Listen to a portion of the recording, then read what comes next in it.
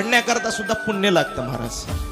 परमार्थ पुण्य व्हायचं असेल तर काय करावं लागतं?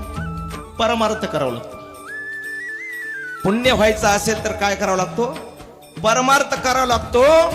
पण परमार्थ करण्याकरता सुद्धा पुण्य लागतं.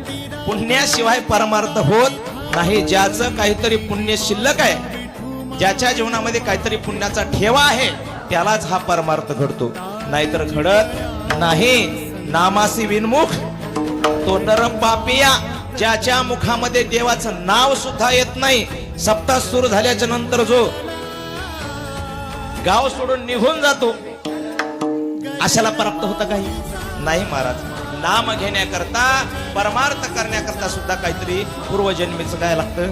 पुण्य लागतं महाराज. ज्ञान